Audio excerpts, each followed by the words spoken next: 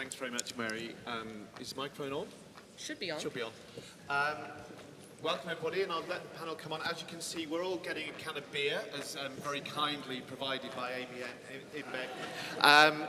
No, it's not. So what I want to do first, before I introduce the panel, and I think it's quite important, I want to introduce a concept of power into this panel, because this is about corporate actors, and let's not pretend, corporate actors have potentially immense power, both for positive and negative. But also, before we start talking to them and listening to them, I want us to think, and apologies to those of you who were in Paris a year ago, I'm going to do something very similar, and apologies to Maggie Murphy, who I stole this idea from blatantly, is I want you all just to close your eyes for 1 second. And what I want you to do when you're closing your eyes, I can see whether you've got your eyes open, by the way. While you've got your eyes closed, I want you to think about a child or a young person who is either positively or negatively impacted by the activities of companies in relation to sport. Okay? Just a brief thought. Everybody got one? Okay. Just hold that. I'll give you mine, and it was me, okay? Because I remember as a young football player, one time our coach came with a team and said, look, we've got new shirts, and our shirts have been sponsored by the local road haulage company. And it had, I even remember the name, it was Bob Jones Trucks, basically, across the front. And as a result of that, one is we got more equipment, and I felt like $1 million. Because you had somebody's name on the front. It was as simple as that. That can be positive, but as we know, there can be lots of negatives as well. So as far as generally the impact of sport, and you'll all be familiar, impact on sport from corporate activities, sport itself is an enormous business, and we'll talk about this as sport as a business as much as business that benefits from sport. But the amount of money that both goes into sport from private sector and is made by the private sector through sport is immense. Also, the potential positive impacts are immense. Now, I'll just take one example, which to me is a super interesting one, relates to sponsorship of English Premier League clubs, as far as the shirt sponsor on the front. Now, the amount of money that comes in from that is 350 million British pounds per year, which for those of you who can do the maths after Brexit, that will be about 100,000 US dollars, right? So there is, that's very good, but there is one sector which this season accounts for half of those sponsorships. Now, I don't know from the panel whether the panel can guess what the sector is that is half of the sponsorship on Premier League clubs. It's not BT. There's the England team sponsors. Anybody have a guess? Say again? Betting and gambling, absolutely.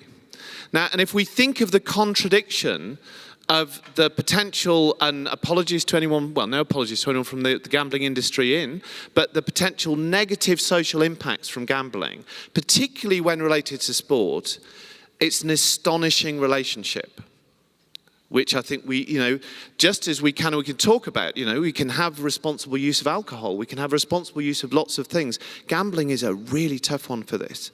And to me, it sort of puts us where we think, what is the relationship between the sponsors and the sport? Because why I use this example is, let's not pretend the gambling companies use this to get their brand there, but also because increasingly, their product is actually embedded within broadcasters and within electronic delivery of the sport itself. It's tied deeply in.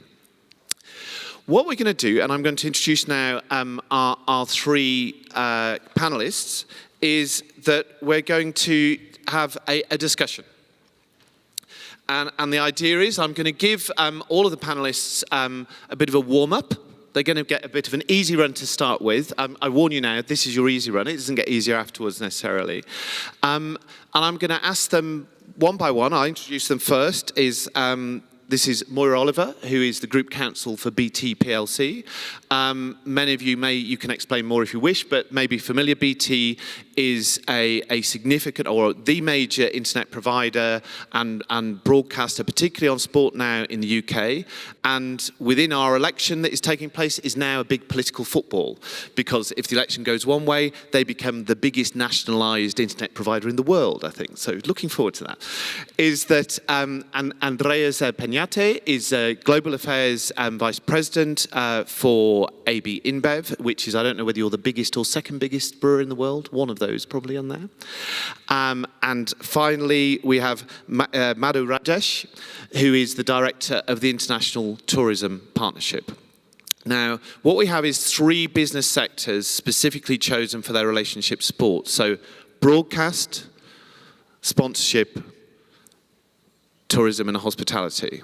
Now, they reflect the fact that business head can be, sport is part of your business, it's core part of your business there. Sport is something by which you both provide services to, but also sponsor. And sport is something which is auxiliary services. Without the auxiliary services of hospitality, big sporting events and lots of sports simply wouldn't take place. So we're going to try and weave a picture a little bit about how this works, how it can work, and then we'll start testing some of the challenges related to human rights. So here's your warm-up. Yeah, just 2 minutes or so. Give the colleagues here today an example of where your business has faced and responded or not to a challenge which involved human rights issues. Now, who'd like to start? Moira?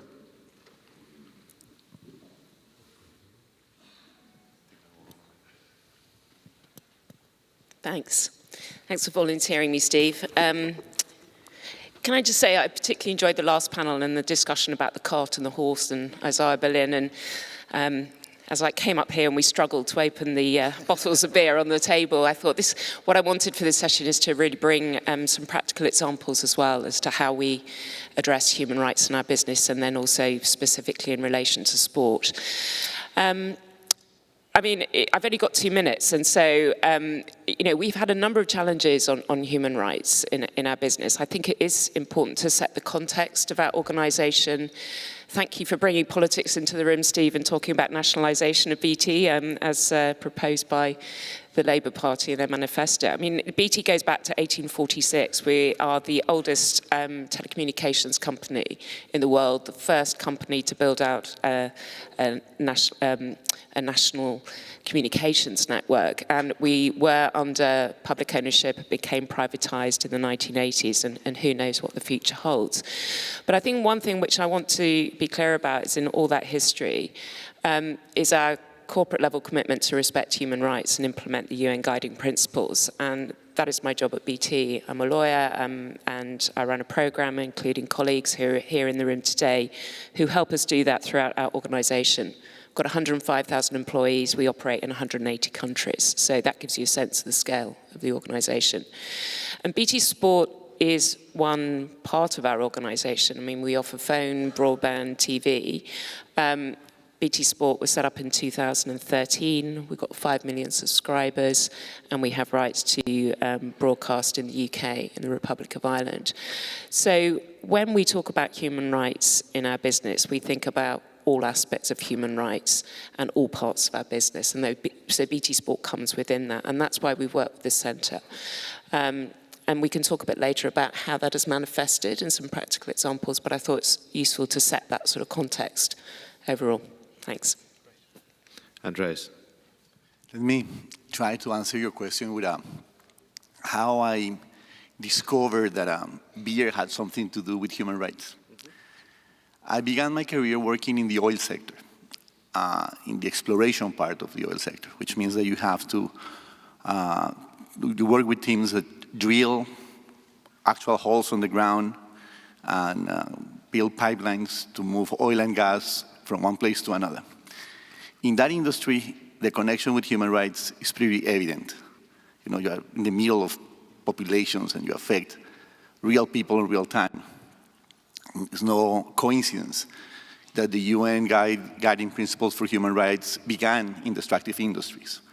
So that's where the place where I first saw the connection between business and human rights. Then I moved to public service, to the area of national defense, where again, human rights is kind of obvious because you're dealing with men, mostly men, with weapons. So it's obvious, and it's almost impossible not to have a conversation any day without involving human rights issues. Then when I moved to the brewing life, to the beer service, I was having a conversation with some friends from my previous lives, and all of them says, well, you're not going to have any discussions of human rights because beer has nothing to do with that. And that's what I thought, out of ignorance. Within the first months in my new job, working in Colombia, the most iconic brand of the country launched a campaign. As a result of this campaign, 700,000 footballs were distributed among the consumers of our products. Águila has a strong connection with the national selection of our football team. The colors of the brand are actually the colors of the selection. And obviously, immediately a human rights discussion came, the origin of these footballs, how they were manufactured, if there were issues connected to children's rights in the manufacture of these balls that were coming from Asia. And we invested sometimes in procurement, in understanding this, in the clauses of the contracts, the origin of these balls. And that was it, until the campaign actually began. And immediately we had a huge reaction from a small town from a province in the Andes in Colombia called Monguí in Boyacá. Probably you have never heard about Monguí. Monguí is a very small town that is the hub of the production of thousands of artisanal footballs. Obviously, if the country consumes a year 1 million footballs, and then somebody imports 700,000 and give them for free, the livelihoods of these thousands of families were affected. And it was pretty much a human rights discussion. It was not a legal discussion. Everybody was entitled to do this legally. And for me, it was an aha moment because it was obvious if we had more a sense of duty to care that we heard from David recently, we would have foreseen this. But something was broken in the process, and in the risk assessment, human rights was not contemplating these dimensions at the time. Okay. Great, good example. Thanks very much. Madhu. Thanks, Steve. You asked me to share what does sports have to do with human rights, and what does the corporate sector have to do with human rights. Before I get into that, and you said this is an interactive session, so I'd just like to start by asking people in the room, is there anyone in the room that has ever had to surrender their passports to their employers? No, okay. Sorry. There is? Okay. Well, you know how it feels then. Anyone in the room that has ever had to pay to get a job? No? There is? Okay. And anyone who's ever had a ban on their passport, a ban from entering a country because they resigned from a job and chose to go back home?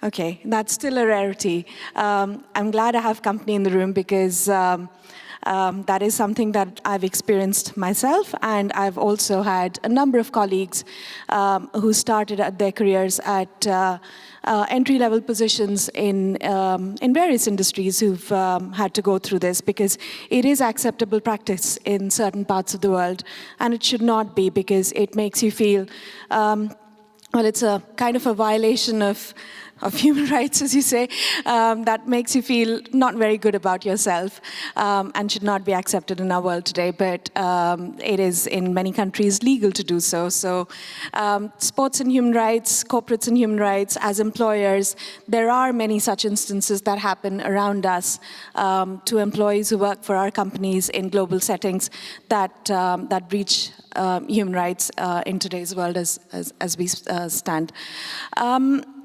The organization I represent today, International Tourism Partnership, works with 16 of the world's largest hotel companies. Most of the major brands that you would know, Hilton, Marriott, Hyatt, IHG, Radisson, etc.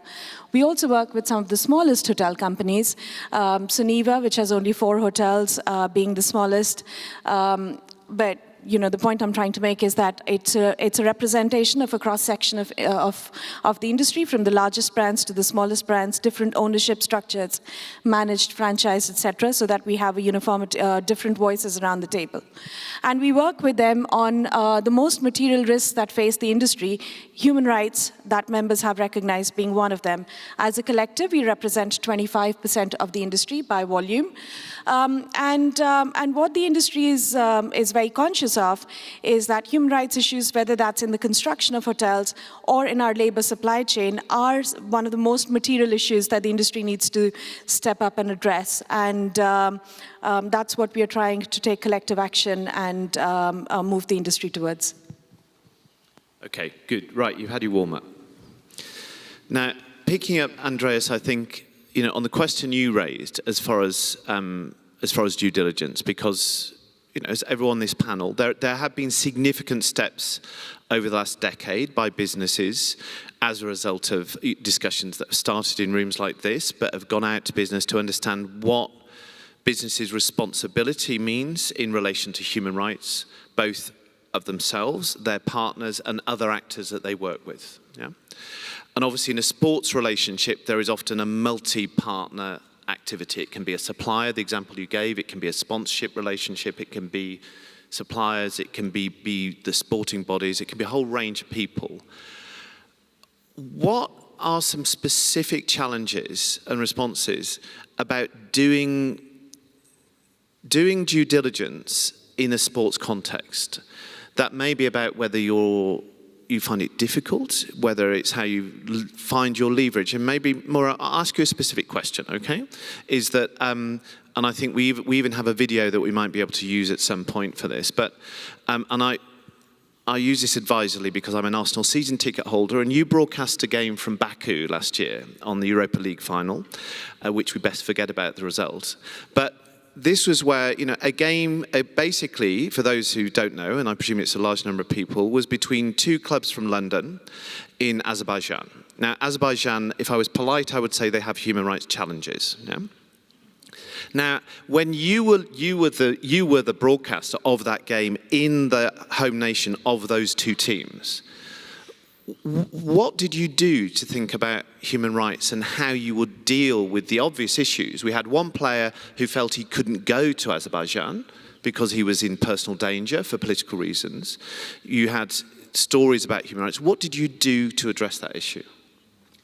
Yeah, thanks for that. It's a great example, and I think I particularly want to call out the work of the Centre in helping us address this, and I'll explain how in a moment. But going back to what I said earlier about bringing some practical aspects to the work of the Centre and the discussions today, one of the things that we did with other broadcasters, I think it was a year or so ago now, with Sky, who are also here in the room, was produce a set of guidelines that can be used by broadcast compliance teams or others who are assessing risk.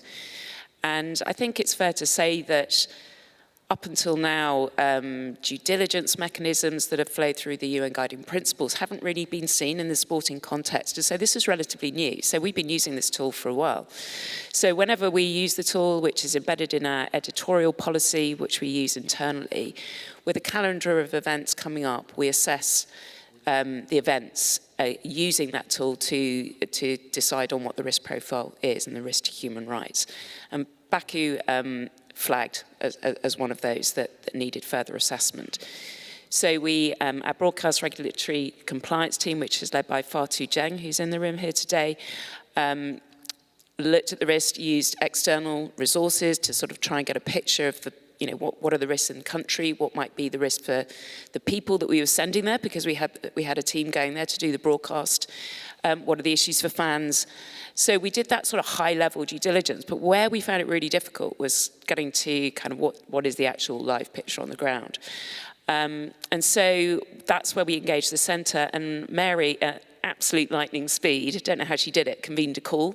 It was quite on short notice in advance of the game. It was on a bank holiday. I remember I was actually in London buying some running shoes at the time, but we were all kind of convened on this call to talk about the risks, and we had others here in the centre on that call, and we learnt a lot about the on-the-ground picture.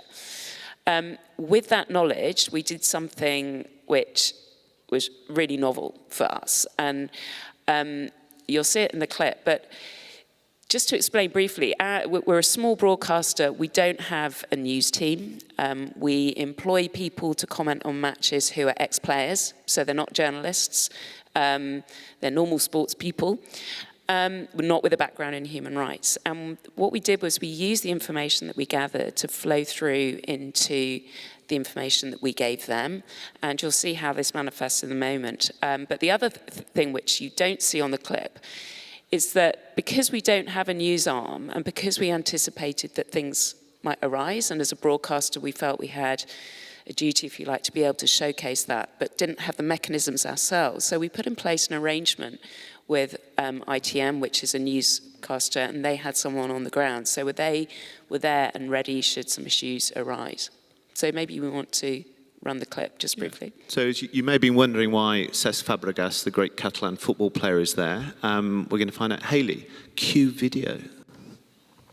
Well, on a number of levels, we know that it's not an ideal situation. There's no point us standing here trying to pretend it's all fine. And there's also added to that the whole human rights element as well. I don't think any of us heard people talking about human rights in Azerbaijan a few weeks ago. So perhaps the fact that the final is here means people are focusing on the things like human rights, like politics, like travel, like UEFA making the right decision for the fans. And maybe in 2019, when you make these decisions, finally, people ask the questions that need to be asked. But the final is happening here this evening.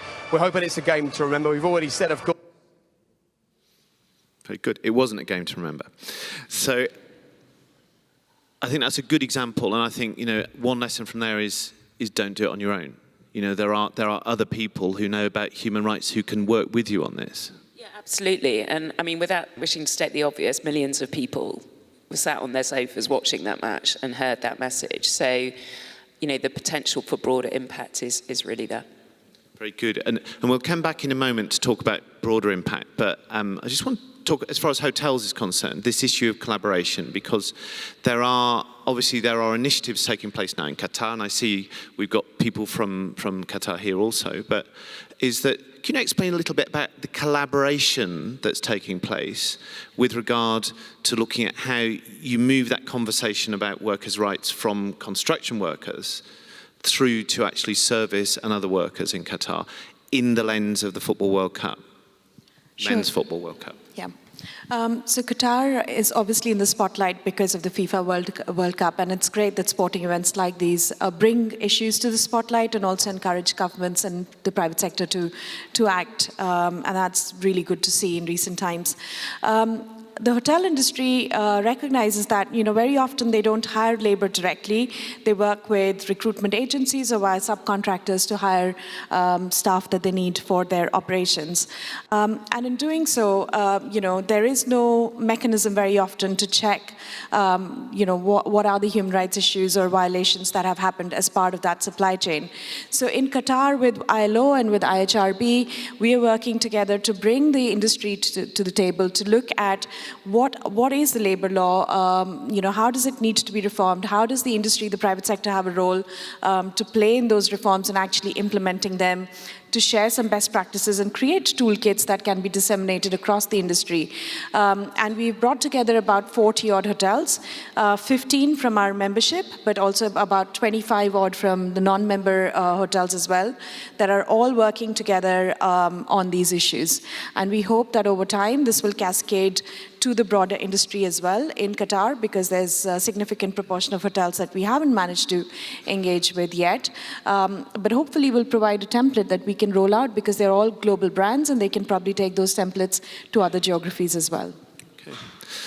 And I think we've seen in that context actually something very interesting of, if you like, reverse due diligence in relation to Liverpool Football Club recently, in relation to the World Club Championship, which will take place in Doha in December, where, just to give the example to the group, that Liverpool Football Club did their due diligence on the Kempinski, which they were being offered for free to stay, and they declined to stay within the Kempinski. Now, this is just Liverpool's assessment on the basis of worker rights considerations, and I think they'll now be staying at the St. Regis. Is that right? Yeah. So again, it's an interesting fact that this due diligence on human rights here is actually starting to go both ways, from the clubs, from the fan groups, and also back to the hotels. Yeah, I agree. I mean, there's a role that each one of us has to play as individual consumers, as customers, as brands who are looking to book our accommodation, to ask the right questions, to do your own due diligence. And when customers vote with their feet, the ecosystem will change, and change at a faster pace. We are also seeing very often, not just with human rights, but with other sustainability criteria as well, they're increasingly being built into the request for proposals as part of procurement. And, that will just hasten the pace of action.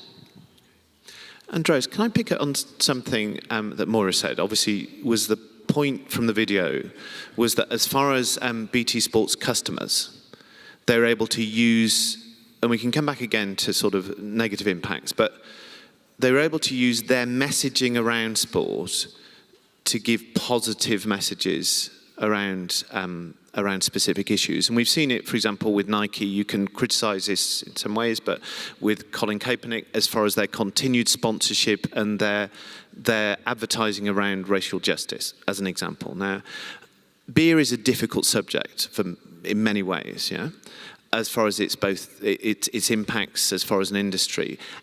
Have you got ways that you can use your message positively as far as these human rights issues in the context of sport? I think the key words that I hear from Moira is the importance of assessment and being able to almost foresee what are the possible consequences of actions. And this can only be done if you have the right spectacles. Without the right lenses, you will never be able to relate to human rights issues.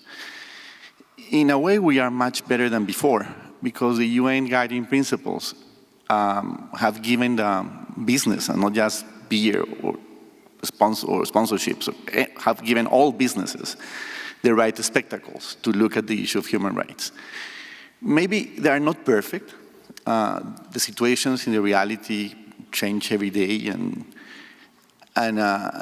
we need also to, in addition to these UN guiding principles, we need the help of many of the people in the community to help us adjust these UN guiding principles to our particular issues. And therefore, places like the Center for Sports and Human Rights, or working with organizations like SHIFT, that we work closely with, are essential, because they help to translate these general and universal guiding principles into policies. Once you have policies into large organizations, then it's easier to get action. But without the lenses and without the policies, then you are riding in darkness. Once we began to develop these policies, because we had the approach to the UN guiding principles, we began to see things that we were not seeing before. Let me give you one example that happened actually at the beginning of this year. In Colombia, the captain of the female national team came to the media complaining for what she saw was a discriminatory treatment from the National Federation of Football. And it was a long but clear list that went from the type of equipment they were given, to the places they were training, to the salaries they were receiving. And this generated a debate in the country. The traditional way of a company like mine towards that debate was to stay on the side. And you're a sponsor of the team, just to understand what we your were sponsors role of the team through Águila, which is the iconic brand of beer in Colombia. And really, because of the lens that we have now, because of the conversations that we have at the center, because of the conversations that we have with people like Shift, we began to understand that the connections of issues of human rights for a company like mine are all in marketing. This is not obvious. These are all in marketing. The business of, when you are in fast-moving consumption goods, marketing is everything. And marketing is all about building brands. Human beings relate to brands that they like because their brands mimic people that they like. So if you have a brand that is associated with an event that is not positive, the equity of the brand gets diminished, and there the investment that you're doing in that marketing event is wasted. In the traditional days of marketing, the brand was associated with quality or probably with some extrinsics like national pride, which is typical for beer and football or for sport events in general. But in the last years, consumers are changing, and they're becoming more sophisticated regarding the relationship with brands. They want brands that represent more than what we heard in the previous panel as tribalism. They want brands that brings meaning to them, that can relate in their values and their principles, that are aspirational. This is particularly true with the new generation of consumers. And therefore, if your marketing events, big sports events or any sport event where your brand is associated with issues that are connected to discrimination against women or human rights violations, the brand loses equity and loses relevance with consumers. And therefore, the brand has to step in and take a position. And this is what happened for the first time in our history. We took a stand in favor of the position of the female team, which was not well received by many, I have to say. Some people were saying, you're stepping into the area of politics, and the brand should not be there. But it was well received by many others. And what we learned in the process that if you're going to put a brand for these sort of principles, you have to be ready to take some of the heat. Some people are not going to like it, because the status quo is the status quo for a very good reason, because some people like it like that. But you have to take a position. I mean, just taking that a step further, because obviously, I don't know how many countries AB InBev sells beer in. A lot, yeah? Yeah. Now, obviously, there are, and with Azerbaijan, we talked the example there are some countries where the contextual and the actual situation of human rights is far worse than others. Are there countries in relation to sport that you just simply would not go to? We've had the boycott word has been used a few times already this morning. So just ask that question from AB InBev, and then also I'd ask it to BT. Are there countries say, well, we cannot broadcast from that country? I began explaining how I discovered that human rights was related to making footballs in Monguigui, Boyacá, Colombia. I also beginning to learn that human rights are everywhere. It's very difficult to say that there is a country that is perfect in terms of human rights. We like to believe that there are some dark places of the world that the situation is much worse.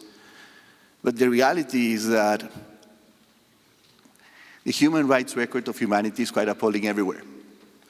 And you see it, once you have the lenses, you begin to see it almost everywhere.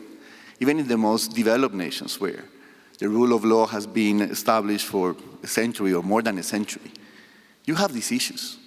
And all of a sudden, they tend to, clearly, sport events actually sometimes take the veil and they come out raw. So to answer your question is, we have to work this everywhere. And we have this challenge everywhere in many parts. Sports just offer a unique platform because people pay attention. And also because it's a platform in which human rights come across without the politics. It's just there, without the ideology. To answer your question, I said, this is something we have to work everywhere. Now, and not only us, it's not just sponsors. It's also the owner of the event. It's also the government that is hosting. But in many cases, you can have the government in the right place, the sponsor in the right place, the host in the right place, and still you have problems with the spectators. So it's something that we need to be very humble, and it's difficult, at least for me, to point fingers. Moira, is there anywhere that you would think, what are the criteria that you say we don't broadcast an event? Well, I think my answer is going to be very similar to Andreas's. I think, I mean, we're a communications company, so we believe in communication and talking and dialogue. So I would say the same. I think there are lots of countries which have a less than stellar record on human rights, but, you know, taking our main market, the UK, it's not like we're beyond reproach. So I believe that, you know, as Andreas said, that sport can help create that dialogue, and also, I think again, bringing it back to some of the practical examples. I mean, I know that you were really connected with London 2012, I believe, and you know, if I think about that and the importance of legacy. So our studio, our BT Sports studio, is in the Olympic Park, and as part of our position there, we have an obligation to create work opportunities for people. And we've had 2 cohorts of apprenticeships come through, and we now have 11 young people working full-time in BT Sport who wouldn't necessarily otherwise have had that opportunity. So I think if you look at the broader context, operating in those countries can bring employment opportunities, can uplift young people out of difficult situations as well. I mean, taking that through to another actor that's here is government, because inevitably, you know, if there are human rights issues, at least some of that there will be governance failure. Obviously, there are advantages for us businesses, or responsible businesses, for actually having solid regulatory environments. Now, in the context of sport, and I'm going to give an example in a moment here, and we'll start with hotels, for example. What are the advantages where the government has stepped in and done something? And maybe Qatar is a good example for this. But the story I wanted to throw out to people, I don't know if people saw yesterday the story about the Union of Parisian Hoteliers, who have said that they will be, well, this was a story in Figaro that said that they will be boycotting all their engagement with the Paris Olympic Games because of the IOC's sponsorship or deal with Airbnb. So their argument is actually, you know, these we can argue about, you know, the human rights to run a hotel or the human rights to do a business, and there's arguments to be had. But their issue was about regulation, and saying that their argument was that if they perceive this as a deregulatory measure by the IOC, therefore they will not engage with the games. What's your view from the hotel sector as far as that? Because, you know, some of the worst human rights issues, and the work we did with Mary on United Bid 2026 was around gentrification, was about Airbnb and communities feeling that that actually had human rights implications for them. I absolutely agree that the role of regulation is paramount in making change happen. In Qatar, we've seen, because the government of Qatar has stepped up and taken significant action, we are seeing, you know, impact and buy-in, and it's easier to engage with different stakeholders, you know, catalyze industry-wide change.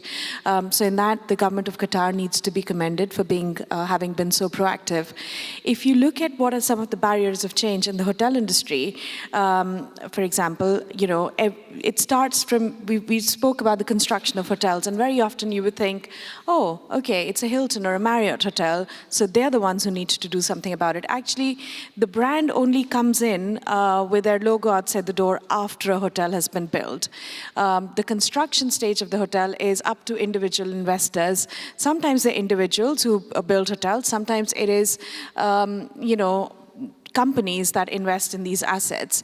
And in this case, the role of the government is even more important, because what are the building standards that you've set in place that actually regulate the kind of environment you offer to your workers? The brands come in at a much later stage and they can look at employment, but actually construction and the violations that happen at that stage are outside of their hands, and that's where I think the government can actually help action across the value chain. If you then look at the issue of migrant laborers, which is the one that is most pertinent for the hotel industry, what role can the government play in source markets? Because when they arrive, that's a receiving country. Is there action that can actually be taken at the source market where people are applying for their visas, their passports, their travel documents? What's the education and awareness that you can create there about their rights?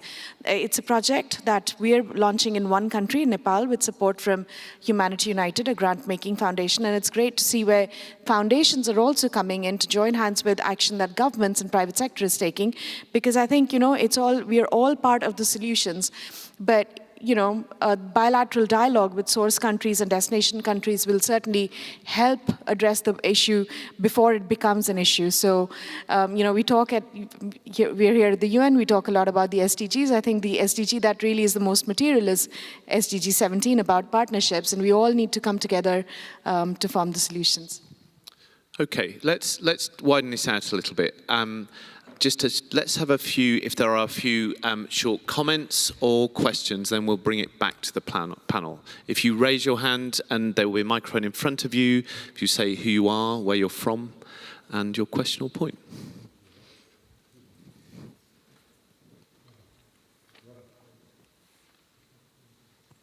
Oh, yeah, sorry, sir, yeah.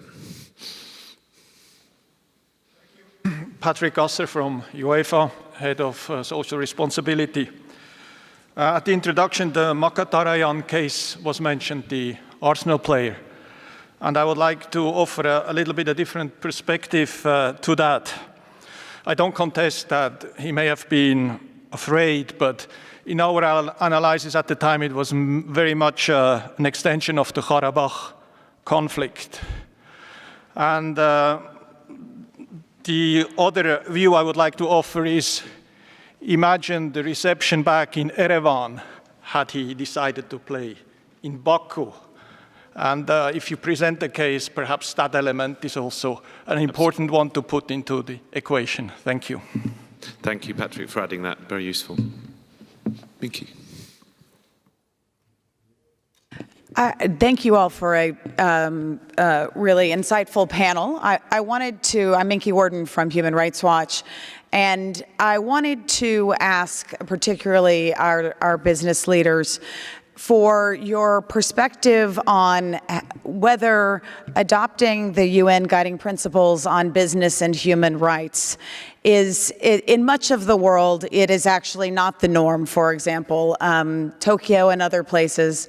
Do you think, what are some steps that companies, corporate entities, enterprises, federations, broadcasters, and others could do to better popularize the UN Guiding Principles and explain that although it's a challenging process, it's an achievable one and one that does have long-term benefits? Great question.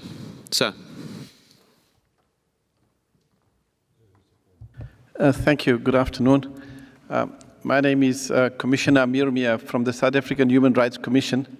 And I think my message to the business world is that when corporates take on sponsorship issues, I think they should be guided by the Human Rights Council decisions, where many of the states who are offline on human rights issues should be brought to terms in line with the SDGs as well. So I think it should be an inclusive package, and that should be non-negotiable. It's got nothing to do with politics. It's got to do with everything with the dignity of every person. In fact, the Universal Declaration of Human Rights, there are about 8 articles in the Universal Declaration of Human Rights, and that goes back to 1948. But in 2018, when they celebrated the 70th anniversary of the Universal Declaration of Human Rights, we had 195 states all sort of, that bought into the values that underpin human dignity, especially around Article 1 of this thing. So I think that should be the guiding principle. And then the last point I'd like to make is that business should respect human rights. And so what should be happening as well is there should be a kind of a social labor plan which should be kind of inclusive, that takes into interest the communities, the sports persons, and the countries as well. So we work together to champion the dignity of all human beings in the world. Thank you very much. Great, thanks very much. Tim, right at the back.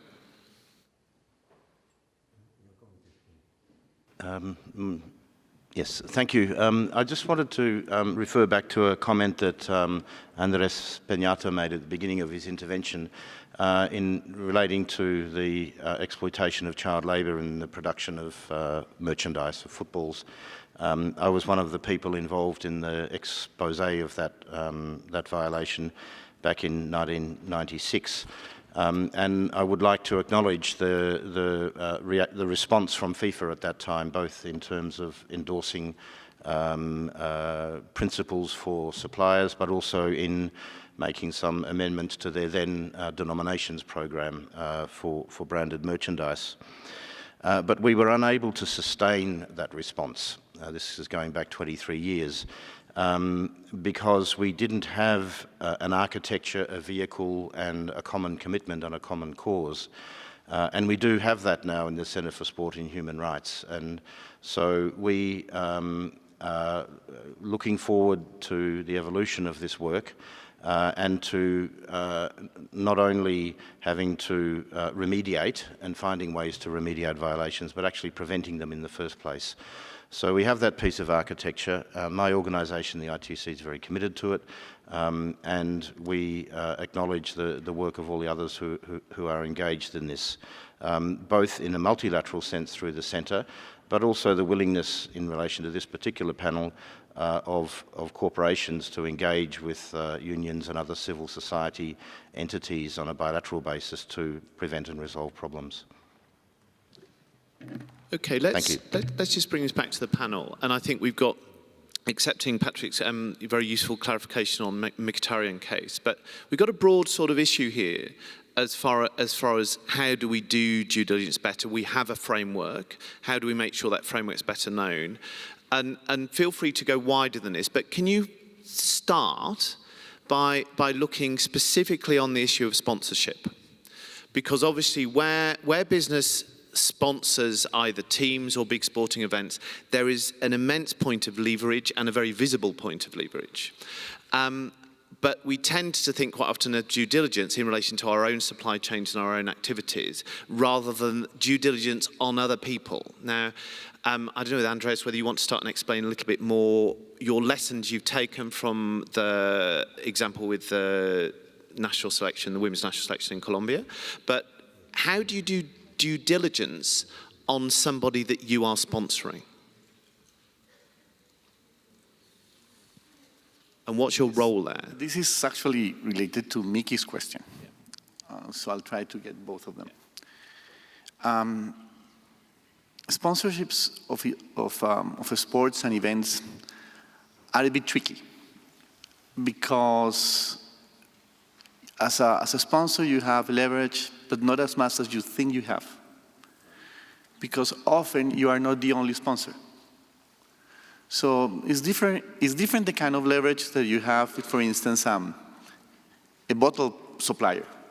Often you're going to be in any given country, I don't know, 40% of the business of this company, 60%. But when it comes to sport events, there are several. So if you really want to be successful in protecting your brand, because remember, it's all about keeping the brand relevant for consumers who increasingly want to see brands associated with good values and aspirational values, like the ones that human rights project, you need collective action. You cannot do this on your own. And this is where it's almost impossible to have collective action if we don't have what I call the common spectacles. If you don't have some common wording, some common way of describing issues, of some common values and principles. The UN Guiding Principles has given us this, precisely. So it's very useful. But if they are not widely shared, then it's very difficult to have a collective action for these sort of conversations. And this comes to the question Mickey has put to the floor. One way of popularizing this is precisely through the existence of places like the Center for Sports and Human Rights, where we need to get more companies in. So the companies that are already at the center, we have the homework of bringing more companies there, because the more companies are exposed to these concepts, the easier it is to have collective action in the area of sponsorships. But that's not enough. The other area to answer Mickey's question is the procurement. For me, the two big aha moments working in this area has been, one, the importance of marketing, and the other one is the importance of procurement. Once you have the right spectacle, once you transform that spectacle into policy, the key is to get friends in procurement translating this into clauses for terms of reference and for contracts. And the more companies are aligned along this, the easier it gets. This is actually part that relates to your answer. This is where self-regulation and regulation mingle. Because once you do that, and then once that becomes parts of a contract, then it's, by all practical purposes, law. You don't have a regulation at national level, but is forcible in a court. So those would be my answers to Mickey's, those two ways. I actually want to present. Go ahead. I want to present a different perspective to it, because I think a lot of the work that we are doing in with the hotel industry is all about collective action. And actually, it's very refreshing for me in my role to see when all these brands who compete a lot with each other come around the table and say, we want to work collectively on this issue, because actually none of us have the power to do anything about it on our own. And so when some of the fiercest competitors come together and say, we are in this together and we are going to change the ecosystem together, that's when the magic happens. And extending on that, this year, specifically linked with the forced labor issue that we have, we formed a partnership with the Consumer Goods Forum and the Responsible Business Alliance to actually work cross-industry as well. So the hotel industry working with the electronics industry as well as the consumer goods industry to organize a series of roundtables in markets where all the industries recruit from, to say we do demand ethical recruitment practices in the recruitment agencies we work with. And we are seeing that's a very powerful coalition, because multiple industries coming together, recruiting from the same agencies, speaking the same message is very powerful. And we talked about common language. Actually, ITP, International Tourism Partnership, launched its principles of forced labor last year. And we just literally took the principles from the Consumer Goods Forum, their priority industry principles, and adapted it. And we had no shame in copying it. And they took a lot of pride in letting us copy it, because they're doing good and we're doing the same thing. And so collaborating on that. I think you mentioned a point about procurement, which also what we're seeing is some of the brands are taking the lead in training their procurement teams on even recognizing the science, because education and awareness is a big step before anything can be done about it. And one of our members actually developed a training that they rolled out across their 5,500 hotels, and they donated it to us to make it available for free across the membership. So that's an example of collaboration, and how one brand's procurement practices are then, the training is being rolled out across multiple brands to influence their procurement. Great. But more needs to be done, of course. And Moira, what about broadcast sector? Now, you've given a great example how, and been very honest, that you're learning on the job on how to do this. How do you broaden this out? There are many broadcasters throughout the world, of which sport is a core part of their business. Yeah, I think there's been a common theme of collaboration. I think it's testament to that we have Sky that we've been working with very closely with, and anyone who knows the UK market knows that doesn't necessarily happen on other issues. So I think that is significant. I want to come back to the point on leverage, though, because actually, we've been working on embedding the UN guiding principles for some years, and yes, it's ongoing. With the supply chain, to an extent, you do have leverage, and through our contractual provisions and conversations with suppliers, then yes, we can influence change. But in the sporting context in particular, but other contexts in which we operate, we have virtually no leverage. So when we are acquiring rights, we are given the contractual framework that we have to bid on, and there is no scope to change that. So whereas we have human rights provisions in our contracts with our production teams, etc., it's not mimicked in terms of our customer relationships. And in other areas where we work with governments, again, we have virtually no leverage, and we operate in a regulated sector, so it's difficult to make any change. So how you do is through bringing these issues out into the open and having common conversations collaboratively. And just to the point of regulation, I think the UN guiding principles have taken us so far, but there are some entities that don't implement them, and I think the growing laws, particularly in the EU, but also like the Australian Modern Slavery Act, I think, and the UN treaty that's being negotiated, I'm beginning to see that actually some common regulatory framework internationally would be really helpful. And presumably, as far as someone who I don't think is so much in the room actually here, are the rights holders. And I'm not talking about the human rights holders, I'm talking about the leagues and those organisations that sit, I mentioned the English Premier League at the start, who sit between the federations that are here and everybody else. You know, we have to get them in the room as well, I think. Thank you very much, everybody. I'm well aware that you've been sitting in this room for 3 hours without a break, which I think is close to being an endurance sport. So if we can jointly all thank together the panel for, I think, an excellent panel. And I will hand over to the excellent Mary Harvey to tell you about lunch. Thank you, Steve.